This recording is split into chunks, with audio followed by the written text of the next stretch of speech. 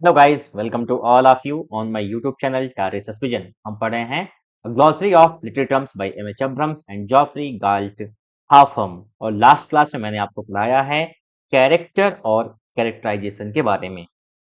Character और characterisation के बारे में मैंने आपको पढ़ाया, जहां पर मैंने आपको फ्लैट, टाइप और फिर उसके बाद राउंड कैरेक्टर्स के बारे में बताया हुआ है। आइए आगे बढ़ते हैं अपनी इसी सीरीज में और देखते हैं कि क्या कुछ थोड़ा सा जो बच गया था हमारा कैरेक्टर्स के ही टॉपिक पर, वहां पर आगे जो ऑथर हैं एम एच अब्रम्स वो क्या लिख रहे हैं। देखिए, ब्रॉड डिस्टिंक्शन यानी कि एक ब्रॉड डिस्टिंक्शन मीन्स क्या है, ठीक है, डिफरेंस मान लीजिए यहाँ पर क्या है डिफरेंस, ठीक है। इस फ्रिक्वेंटली मेड, क्या किया गया है, फ्रिक्वेंटली मेड बनाया गया है between alternative methods for characterising, यानी कैरेक्टराइजिंग के जो मेथड्स हैं, ठीक है, तरीके जो हैं उसके लिए क्या है, एक, ठीक है, एक ब्रॉड डिस्टिंक्शन बनाया गया है। क्या है, that is establishing the distinctive characters of. Characterising का मतलब क्या है, एस्टेब्लिशिंग मीन्स स्थापित करना। क्या स्थापित करना, द डिस्टिंक्टिव। डिस्टिंक्टिव का मतलब क्या है, क्लियर, स्पष्ट, कैरेक्टर्स ऑफ, कैरेक्टर्स ऑफ यानी जो है कैरेक्टर्स को, the person in a narrative. Characterising क्या है, देखिए, the person in a narrative, कोई व्यक्ति जो कहां पर है किसी नैरेटिव में, शोइंग एंड टेलिंग। समझ रहे हैं, दो डिस्टिंक्शन है, यानी दो क्या है, ब्रॉड डिस्टिंक्शन जो है बनाए जो गए हैं कैरेक्टराइजिंग में, वो कौन कौन से हैं, दो वे हैं, ठीक है, दो कौन कौन सा, पहला एक तो शोइंग है और दूसरा है टेलिंग, यानी कैरेक्टर्स को किस तरीके से रखा गया है, क्या रोल है कैरेक्टर्स का। इस चीज को डिपिक्ट करने के लिए दो मेथड्स रखे गए हैं, एक तो कौन सा है, शोइंग, दूसरा है टेलिंग। अब देखिए, इन शोइंग, शोइंग में क्या होता है, also called the dramatic method, जिसे ड्रामेटिक मेथड भी कहते हैं। इंपॉर्टेंट है, याद रखिएगा, शोइंग को हम क्या बोलते हैं, द ड्रामेटिक मेथड भी बोलते हैं। याद रखेंगे आप इस चीज को। द ऑथर सिंपली, इसमें जो लेखक होता है वो क्या करता है, सिंपली, साधारण रूप से, प्रेजेंट्स द कैरेक्टर्स टॉकिंग। कैसे प्रेजेंट करता है कैरेक्टर्स को, पात्रों को, कैसे, टॉकिंग, बात करते हुए, एंड एक्टिंग, और कैसे, एक्टिंग करते हुए। टॉकिंग एंड एक्टिंग का मतलब बात करते हुए और क्या करते हुए, एक्टिंग करते हुए। एंड लीव्स द रीडर, ठीक है, और क्या होता है, रीडर यानी पाठकों के ऊपर छोड़ दिया जाता है, ठीक है, पाठकों के ऊपर छोड़ दिया जाता है। टू इन्फर, इन्फर का मतलब क्या है, कम टू अ कंक्लूजन, यानी किसी निष्कर्ष पर आना। To infer the motives and dispositions, किस चीज को, कि वो निष्कर्ष पर आए इनके मोटिव्स पे और इनके डिस्पोजिशन मीन्स इनकी जो कार्यशैली है, ठीक है, इनकी जो कार्यशैली है, that lie behind what they से एंड डू। जो क्या है, लाई बिहाइंड यानी पीछे पड़ी है, व्हाट दे से जो वो कहते हैं, एंड डू जो वो क्या करते हैं, करते हैं। यानी रीडर्स उसको समझेगा कि वो किस टाइप का कैरेक्टर है। आगे देखिए, द ऑथर जो लेखक है, मे सो वो दिखा सकता है, नॉट ओनली एक्सटर्नल स्पीच, ना केवल जो एक्सटर्नल स्पीच है, एंड एक्शंस और कार्यों को, एक्शन मीन्स क्या है, जो बाहरी हैं, speech and actions, but also a characters inner thoughts, बल्कि किसी कैरेक्टर के इनर थॉट्स भी, यानी उसके माइंड में क्या चल रहा है। और आप मुझे कमेंट सेक्शन में बताएंगे कि उसके माइंड में क्या चल रहा है। इसको दिखाने के लिए ड्रामा में स्पेशली, इसमें ड्रामा में स्पेशली किस टर्म का इस्तेमाल किया जाता है, और वो एक ही नहीं दो हैं, वो एक नहीं दो हैं। और आप मुझे बताएंगे कि कैरेक्टर के माइंड में क्या चल रहा है। मैं आपको कई बार बता भी चुका हूं कि ये क्यों इस्तेमाल किया जाता है, समझ रहे हैं। मूवी में है तो माइंड में क्या चल रहा है उसके लिए हम क्या करते हैं, हम सपना दिखा देते हैं कि ये दिमाग में चल रहा है, लेकिन स्टेज पर किन दो चीजों की जरूरत पड़ती है आप मुझे बताएंगे। थॉट्स, फीलिंग्स, क्या वो सोच रहा है, उसकी भावनाएं कैसी हैं, एंड रिस्पॉन्सिवनेस टू इवेंट्स और घटनाओं को लेकर के उसकी प्रतिक्रिया क्या है, for a highly develop mode of such inner showing, ठीक है, और एक हाईली डेवलप्ड मोड, इसी का ही क्या है, highly develop mode of such inner showing, जिसका आंतरिक जो चीजें हैं उनको डेपिक्ट करने के लिए, उसको डेपिक्ट करने के लिए, उसको शो करने के लिए क्या है, हाईली डेवलप्ड मोड भी है, और वो क्या है, स्ट्रीम ऑफ कॉन्शसनेस। लेकिन स्ट्रीम ऑफ कॉन्शसनेस क्या है, basically it is a term of novels. मैं बात कर रहा हूं किसकी, प्लेज की, ड्रामा की, याद रखिएगा। अब देखिए, एक तो हो गया कौन सा, सोइंग, जहां पर ऑथर क्या कर देता है, बस दिखाता है कैरेक्टर को बोलते हुए और उसके कार्यों को, और रीडर के ऊपर छोड़ देता है, आप जैसा चाहिए वैसा इन्फर, मतलब कंक्लूजन पर आइए, निष्कर्ष पर आइए। अब आगे देखिए, इन टेलिंग, दूसरा पॉइंट है टेलिंग। टेलिंग में क्या होता है, द ऑथर इंटरवेन्स, ऑथर क्या करता है, इंटरवेन करता है अथॉरिटेटिवली, यानी आधिकारिक रूप से, किससे, आधिकारिक रूप से कूद पड़ता है, इन ऑर्डर टू डिस्क्राइब, समझ रहे हैं, इन ऑर्डर टू डिस्क्राइब, ताकि वो क्या कर सके, डिस्क्राइब कर सके, एंड ऑफन टू इवेलुएट, और क्या कर सके, प्रायः वो क्या कर सके, इवेलुएट कर सके, यानी आंक सके, समझ रहे हैं, आंक सके, द मोटिव्स, मोटिव्स को, एंड डिस्पोजिशनल क्वालिटीज, वही जो मोटिव्स यानी उसका पर्पज क्या है, और उसकी जो कार्यशैली है वो कैसी है, ऑफ द कैरेक्टर्स, यानी ऑथर खुद कूद पड़ता है। बातें तो कुछ होती ही रहती हैं, लेकिन ऑथर कुछ खुद क्या करता है, वो डबल इन्वर्टेड कॉमा में उसका स्टेटमेंट रखेगा उस कैरेक्टर का, यानी जो बोलेगा, और कुछ लाइनों में क्या करता है, वो खुद भी बताता है उसके बारे में। देखिए, फॉर एग्जाम्पल, उदाहरण के तौर पर, in the terse opening chapter of Pride and Prejudice, ये बताइए मुझे कि क्यों इसकी टर्स ओपनिंग है, why the opening chapter of Pride and Prejudice is terse, और कौन सी वो लाइन है, अब इसी वजह से आप जान ही जाएंगे कि वो टर्स है, तो कौन सी लाइन है जिसको हर बार किसी ना किसी एग्जाम में पूछ ही लिया जाता है, बताइएगा। जेन ऑस्टन ने क्या किया, फर्स्ट शोज, पहले वो दिखाती हैं क्या, us Mr and Mrs Bennet, हमको दिखाती हैं किसको, मिस्टर एंड मिसेस बैनेट को, as they talk to one another, जब वो एक दूसरे से बात कर रहे हैं, अबाउट द यंग मैन, और कौन से यंग मैन है, आप मुझे क्वेश्चन में बताएंगे, आंसर में, कमेंट बॉक्स में, क्योंकि ये मैंने आपको पढ़ाया भी है, who had just rented Netherfield park, जिन्होंने क्या किया है, अभी हाल में ही नेदरफील्ड पार्क को रेंट पर, ठीक है, लिया हुआ है।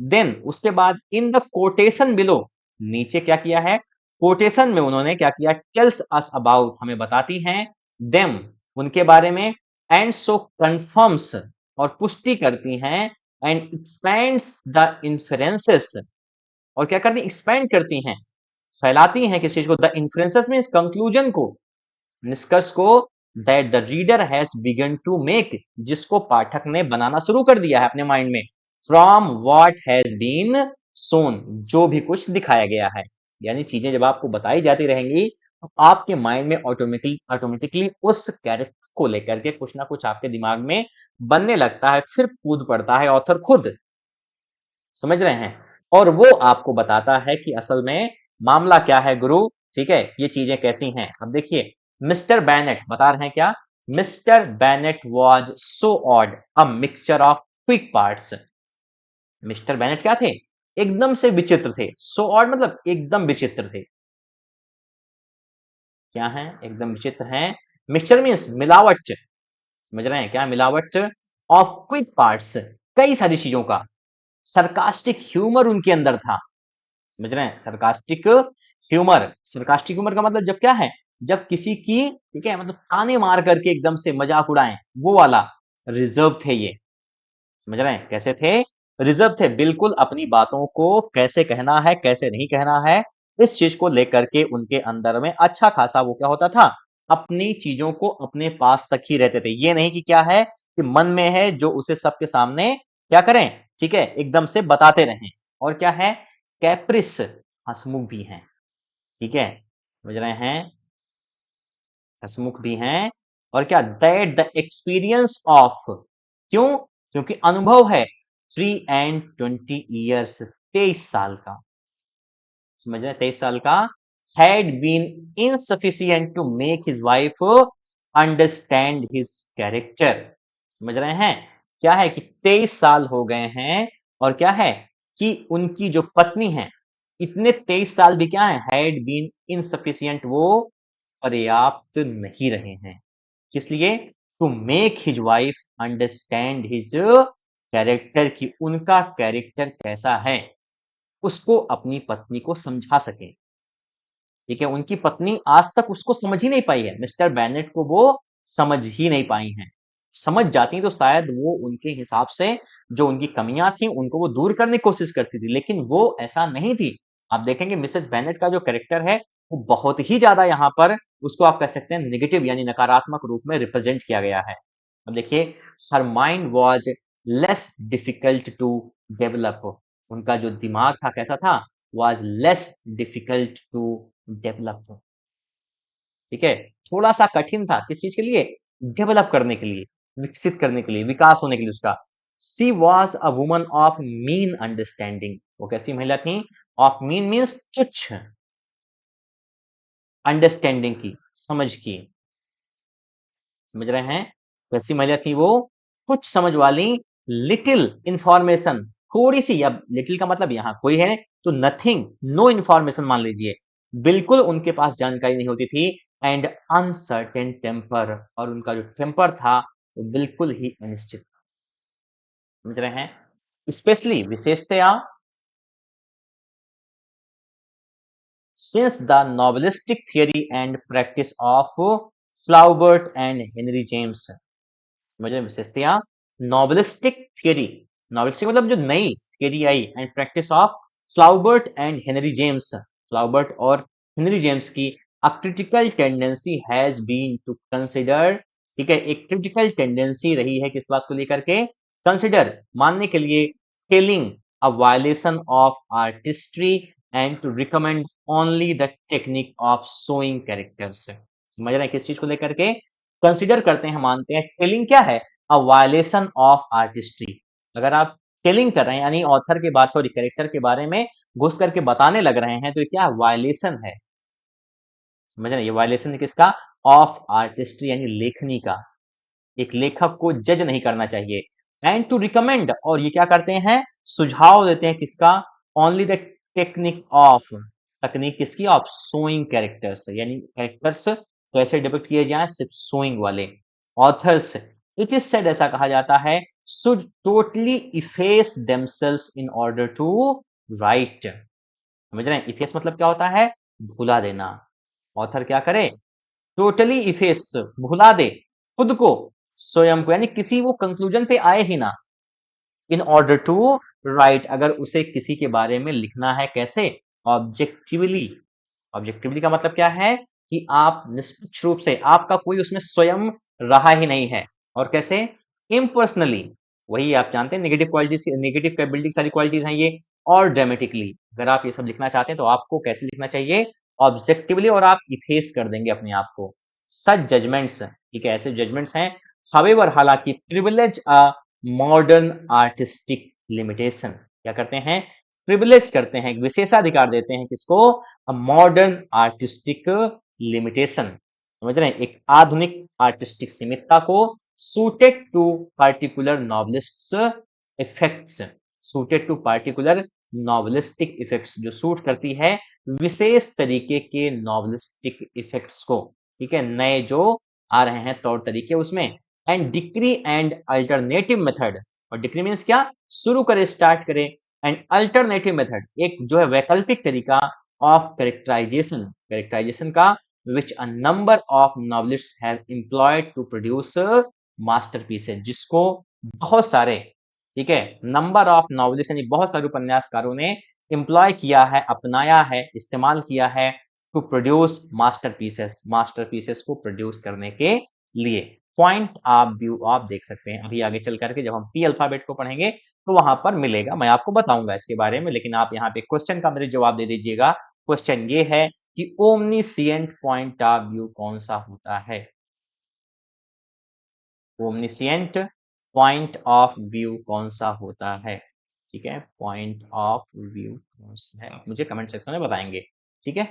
अब आगे देखिए, अगला हमारा टर्म है सिवलरिक रोमांस, ये क्या है, सिवलरिक रोमांस और मीडिएवल रोमांस क्या है, is a type of narrative, एक ऐसा टाइप है किसका, नैरेटिव का, that developed in 12th century, याद रखिएगा कब, ये 12वीं शताब्दी में विकसित होता है वहां पर फ्रांस में। इंपॉर्टेंट है, आप इस चीज को याद रखेंगे कब, 12th सेंचुरी और कहां पर, फ्रांस में। Spirit to the literatures of other countries, और ये क्या हुआ, फैला कहां पर, साहित्य में। कहां पर, साहित्य में। टू अदर कंट्रीज, दूसरे देशों के। एंड डिस्प्लेस्ड, और हटा दिया, क्या कर दिया, हटा दिया, द अर्लियर एपिक, पहले जो एपिक लिखी जा रही थी, एंड हेरोइक फॉर्म्स, जो हेरोइक फॉर्म्स थे उनको। यानी एपिक क्या होता है, उसको हम हेरोइक पोयम भी कहते हैं, उस फॉर्म को इसने हटा दिया, सिवेलरिक रोमांस ने, या मेडिवल रोमांस हम जिसे कहते हैं। याद रखिएगा, दोनों एक ही टर्म है। Romance originally signified a work, अब देखिए रोमांस है क्या, ठीक है, ओरिजिनली क्या सिग्निफाई करता है, एक ऐसे वर्क को written in the French language, जो कि इसमें फ्रेंच भाषा में लिखा गया हो, समझ रहे हैं, written in the French language which evolved, जो निकलता है, ठीक है, जो निकला है, from a dialect of the Roman language. French language कहां से निकली है, फ्रॉम अ डायलेक्ट, डायलेक्ट क्या है, स्थानीय जो भाषाएं होती हैं उनकी एक उपभाषा, जैसे अवधी के कई सारे डायलेक्ट हैं, of the Roman language, Latin, यानी लैटिन जो भाषा है रोमन लैंग्वेज, उसी की एक डायलेक्ट से फ्रेंच लैंग्वेज निकल करके आती है। याद रखिएगा, इंपॉर्टेंट है बहुत, हो सकता है कभी आपको इसका सामना करना पड़े भविष्य में, एग्जाम पर्पज के तहत ना सही, हो सकता है वैसे आपको इसके बारे में कभी लोगों को बताना हो। Romances were at first written in verse, romances सबसे पहले कहां लिखे गए, रिटन इन वर्स, इसमें पोयम फॉर्म में, ठीक है, but later in prose as well, लेकिन बाद में कहां पर इनको प्रोज में भी लिखा गया।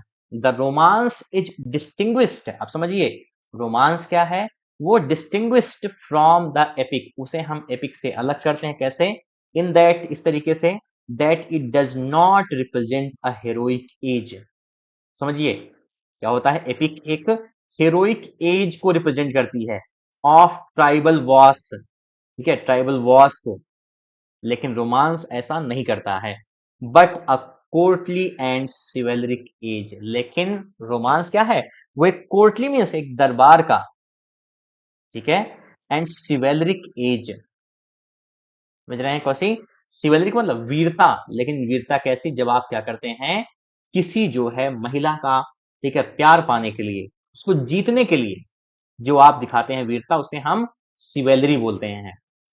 तो रोमांस जो होते हैं वो एक कोर्टली, समझ रहे हैं, कोर्टली आप एक दूसरा सेंस भी ले सकते हैं कि जब क्या किया जाता है, किसी जो है वुमन को अप्रोच किया जाता है, तो वहां पे हम उनसे कोर्टली जो है चीजें करते हैं, तो उस एज को दिखाता है, ये किसी हेरोइक एज ऑफ ट्राइबल वार की एज को नहीं दिखाता है, ध्यान रखिएगा ये फर्क है उसमें। Often one of highly developed manners and civility, जहां पर क्या है, प्राय हमको मिलता है हाईली डेवलप्ड, अत्यधिक विकसित, मैनर्स एंड सिविलिटी, मैनर और सिविलिटी मतलब सज्जनता, ठीक है, लड़का जो है वो क्या करेगा, एकदम से बिल्कुल हाथ जोड़े लड़की के सामने खड़ा रहेगा, वीरता दिखाएगा, सब कुछ करेगा, लेकिन एकदम से झुक करके क्या करेगा, हाथ लेकर के मैडम का हाथ वो चूमेगा, ये वाला जो प्यार है वो सिवलरी क्लब होता है। इट्स स्टैंडर्ड प्लॉट, इसका जो स्टैंडर्ड प्लॉट है, इज दैट, वो क्या है, is that of a quest, एक ऐसी क्वेस्ट है, undertaken by a single night, समझ रहे हैं, क्वेस्ट एक ऐसी तलाश है, समझ रहे हैं क्या है, एक तलाश है, अंडरटेकन जो ली जाती है, बाय अ सिंगल नाइट, एकमात्र वॉरियर के द्वारा, in order to gain a lady's favour, वही बात था, ताकि वो क्या करे, गेन मतलब प्राप्त कर सके, क्या प्राप्त कर सके, अ लेडीज फेवर, फेवर एक महिला का फेवर, ठीक है, support, frequently it's central interest is courtly love, और इसका जो सेंट्रल इंटरेस्ट है, यानी केंद्र बिंदु में क्या चीज है, वो है कोर्टली लव, यानी जब एक आदमी क्या करता है, एक महिला को, ठीक है, उसको अपनी बातें मनाने के लिए या उसका प्यार हासिल करने के लिए जो चीजें करता है, तो उसे कोर्टली लव कहा जाता है, याद रखिएगा। टुगेदर विद टूर्नामेंट्स फॉट, और इसके साथ क्या होते हैं, टूर्नामेंट्स मतलब बड़े बड़े जो है खेल खेले जाते हैं, लड़े जाते हैं, and dragons and monsters slain, राक्षसों को और ड्रैगन्स आप दोनों मान लीजिए वही ड्रैगन्स एंड मॉन्स्टर्स। स्लेन मतलब उनको काटा जाता है, तलवार से मारा जाता है। समझ रहे हैं? जाएगा योद्धा। लड़की ने कसम दी है कि जब तक तुम मेरे राज्य पर ये जो संकट आ रहा है, इसका श्राप आ रहा है, इसको तुम हटा नहीं दोगे, तब तक मैं तुमसे प्रेम नहीं करूंगी। और जो आदमी होता है वो निकल जाता है इसी चीज को करने के लिए। For the damsel sake. Damsel जानते हैं? वही जो कन्या है, कमसिन जो लड़की है, उसके लिए, प्रेमिका के लिए अपनी। समझ रहे हैं? इट स्ट्रेसेस, ये जोर देती है द सिवेलरिक आइडियल्स ऑफ करेज। कौन से हैं सिवेलरिक आइडियल्स? देखिए, ये जो सिवेलरिक मीन्स समझ ही गए हैं, जो सूरवीर आप मान लीजिए, या वो प्यार बहादुरी मान लीजिए, जो किसके लिए है? प्यार के लिए है। कौन कौन से आदर्श हैं उसके? करेज, साहस। ठीक है, इस पर जोर देती है। लॉयल्टी होगी उसके अंदर, समझ रहे हैं? ओछापन नहीं होगा। लॉयल्टी का मतलब क्या होगा? उसके अंदर वफादारी होगी, ऑनर होगा, सम्मान होगा। मर्सीफुलनेस मतलब क्या है? मर्सीफुलनेस का मतलब उसके अंदर दया होगी। ठीक है, to an opponent. Mercifulness to an opponent यानी अपने विरोधी को लेकर के वो क्या होगा? उसके अंदर मर्सीफुलनेस होगी। ठीक है, एंड और तो और क्या है? इलेबोरेट मैनर्स, और उसके जो मैनर्स होंगे वो इलेबोरेट होंगे, विशाल होंगे। ठीक है, सभ्य होगा एकदम से। एंड इट डिलाइट्स, और ये क्या करती है? आनंद देती है इन वंडर्स एंड मार्वल्स। समझ रहे हैं? वंडर्स मीन्स आश्चर्य में, एंड मार्वल्स मीन्स शानदार तरीके से। Supernatural events in the epic had their causes in the will and actions of the gods। अब देखिए, सुपरनेचुरल इवेंट्स जो होते थे, यानी जो क्या होती थी? अलौकिक घटनाएं होती थी। सुपरनेचुरल मीन्स जो अलौकिक घटनाएं होती थी, कहां पर? इन द एपिक, एपिक में हैड दियर कॉजेस। ठीक है, उनके कॉजेस थे कहां पर? In the will and actions of the gods. Will means इच्छा, एंड एक्शंस मीन्स कार्य, ऑफ द गॉड्स मीन्स ईश्वर के। Romance shift the supernatural to this world. सोचिए, दूसरा फर्क ये है। दूसरा फर्क क्या है? जो सुपरनेचुरल इवेंट्स होते थे, एपिक में होते थे, लेकिन क्या है? Romance shift the supernatural to this world. Romance कहाँ आता है? वो शिफ्ट होता है सुपरनेचुरल से इस दुनिया में। And makes much of the mysterious effect of magic, spells and enchantments. क्या कहता है? Makes much of the mysterious effect. वहां पर क्या है? गॉड की इच्छा के से होता था। यहाँ पर क्या है? Makes much of the mysterious effect. यहाँ पे क्या है? रहस्यमय इफेक्ट दिए जाते हैं। मैजिक, जादू के, स्पेल्स वही मान लीजिए, एंड इंचेंटमेंट्स। ये क्या है? इंचेंटमेंट मतलब वही आप समझ लीजिए चमत्कार जो है। ठीक है, इंचेंटर का मतलब ओझा होता है। ओझा क्या करता है? चमत्कार करता है। वही बात है, जादू ही आप मान लीजिए। अब देखिए, द रिकरेंट मटेरियल्स। ठीक है, जो क्या है? रिकरेंट मटेरियल्स हैं ऑफ मेडिएवल सिवेलरिक रोमांसेस। ठीक है, मध्य काल के सिवेलरिक रोमांसेस के have been divided by scholars into 4 classes of subjects. ठीक है, इसमें 4 क्लासेस हैं, 4 वर्ग हैं।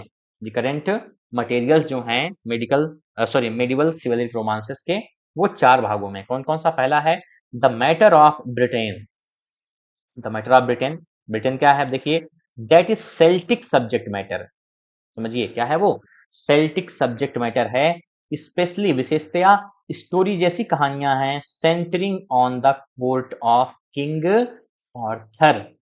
समझ रहे हैं? इसके जो किंग ऑर्थर के कोर्ट की तरफ, ठीक है, या उनके जो है दरबार से संबंधित थी, उनको लेकर के हैं। दूसरा देखिए, द मैटर ऑफ रोम।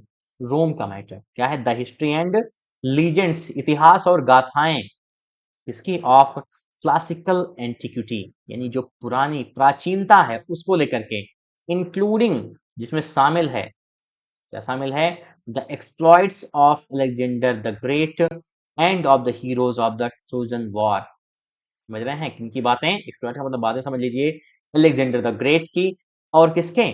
ठीक है, ट्रोजन वार यानी ट्रॉय का जो युद्ध था उसके हीरोज को लेकर के। अब जानते हैं कौन कौन हीरो है वो? अकिलीस है, ठीक है, हेक्टर है, एगमेम्नॉन है, मेनेलॉस है, पेरिस है, और कौन सा? एक्लिस हो गया, हेक्टर हो गया, पेरिस हो गया, एगमेम्नॉन हो गया, मेनेलॉस हो गया। ठीक है, और हमारा जो सबसे बड़ा यूलिसिस, वो भी तो इसी का ही है ना, बताइएगा। ठीक है, जॉफ्री चौसर्स ट्रायलस एंड क्रिसीड, जॉफ्री चौसर का ट्रायलस एंड क्रिसीड जानते हैं, इसका क्या है, रोमन थीम है, बिलोंग्स टू दिस क्लास, वो इसी क्लास से संबंधित है। अब अगला देखिए, द मैटर ऑफ फ्रांस, तीसरा है मैटर ऑफ फ्रांस। ठीक है, मैटर ऑफ रोम हो गया, मैटर ऑफ ब्रिटेन हो गया, मैटर ऑफ फ्रांस। अब देखिए ये क्या है, Charlemagne and his knights, ये क्या है, चार्ली मैगजिन और उनके नाइट्स, ये उसमें है। चौथा देखिए, the matter of England, matter of England, heroes such as King Horn and Guy of Warwick, समझ रहे हैं, कौन से हीरोज, हीरोज जैसे किंग हॉर्न और गाई ऑफ वॉरविक, समझ रहे हैं, गाई ऑफ वॉरविक, सॉरी वॉरविक, ये सब। ठीक है, और देखिए द साइकिल ऑफ टेल्स, जो चक्र है किसका, कहानियों का, विच डेवलप्ड, जो विकसित हुआ, around the pseudo historical British king, pseudo means जानते हैं फेक होता है, ठीक है, स्यूडो मीन्स क्या होता है, फेक, हिस्टोरिकल यानी कि जो है किंग आर्थर थे या नहीं थे इसको लेकर के कोई सत्यता तो है नहीं, प्रमाण। Pseudo historical British king Arthur produced many of the finest romances, ठीक है, जो साइकिल ऑफ टेल्स हैं, जैसे जो चक्र है कहानियों का, विच डेवलप्ड अराउंड, जो विकसित हुआ किसके बीच में, ठीक है, ऐतिहासिक मान लीजिए या झूठा ऐतिहासिक मान लीजिए, किंग आर्थर के टाइम पर, ठीक है, उसने बहुत सारे रोमांसेस को प्रोड्यूस किया, समझ रहे हैं, सम ऑफ देम, उसमें से कुछ कौन से हैं, स्टोरीज ऑफ सर पर्सिवल, आप मुझे बताएंगे नाम कहाँ मिला था आपको, ठीक है, where did you get this name, because I have taught you, so that's why it is your moral responsibility to answer this question. Sir Percival, हो सकता है कि आप स्पेलिंग की, ठीक है, गड़बड़ी हो, गड़बड़ी नहीं, तो चेंजेस होते रहते हैं, इफ हो सकता है आप बताएंगे। And the quest for the Holy Grail, ठीक है, होली ग्रेल को लेकर के जो तलाश थी उसकी, विद अ रिलीजियस, समझ रहे हैं क्या है ये मामला, ये है धार्मिक है, instead of a purely secular content, यहाँ पे क्या है, धर्मनिरपेक्ष की बात नहीं है, वहां पे क्या है मामला, धार्मिक हो जाता है। अब देखिए Chretien de Troyes, the great 12th century French poet, ये क्या थे, जो महान 12वीं शताब्दी के फ्रेंच के पोएट थे, रॉट आर्थरियन रोमांसेस, उन्होंने क्या किया, आर्थरियन रोमांस को लिखा। German examples are, German example कौन कौन से हैं, are Wolfram von Eschenbach's Parzival and Gottfried von Strassburg's Tristram and Isolde. आप जानते हैं ये कहाँ पर इसका रेफरेंस आया था, आप मुझे कमेंट सेक्शन में जवाब देंगे इसका, ठीक है, हालांकि देते तो है नहीं क्योंकि आप लोग मूर्खता की हदें पार कर दे रहे हैं, अच्छी बात है। Both written early in the 13th century, दोनों कब लिखे गए, 13th सेंचुरी में, जल्द। Sir Gawain and the Green Knight, Sir Gawain and the Green Knight composed in 14th century England, जो कब 14वीं सेंचुरी इंग्लैंड में कंपोज किया गया, इज अ मेट्रिकल रोमांस, क्या एक मेट्रिकल रोमांस है, that is a romance written in verse, कैसा रोमांस, जो लिखा गया किसमें, वर्स में, यानी कि पोयम फॉर्म में। अबाउट एन आर्थरियन नाइट, किसको लेकर के है, आर्थरियन नाइट को लेकर के लिखा गया है, एंड टॉमस मैलोरीज मॉर्टेडी ऑर्थर, समझ रहे हैं, टॉमस मैलोरी का मॉर्टेडी ऑर्थर, जो कि 15th सेंचुरी में लिखा गया, is an English version in prose, ये क्या है, एक अंग्रेजी संस्करण है किसका, प्रोज में, of the cycle of earlier metrical romances, ठीक है, उस चक्र के ऑफ अर्लियर मेट्रिकल रोमांसेस, जो पहले लिखे गए थे, metrical romances about Arthur, Arthur के बारे में, and his knights of the round table, और उनके जो वॉरियर थे, योद्धा थे किसके, राउंड टेबल के, उनको लेकर के, ठीक है, आप मुझे बताएंगे कि वेस्टलैंड के किस सेक्शन में जाकर के इन सब का जिक्र आता है, ठीक है, और उनको जो उनकी जर्नी थी वो कहाँ पर एंड होती है। अब आज की क्लास यहीं पर एंड करते हैं, मिलते हैं अपनी अगली क्लास में कुछ नए टर्म्स के साथ। Thank you so much for watching, have a good day.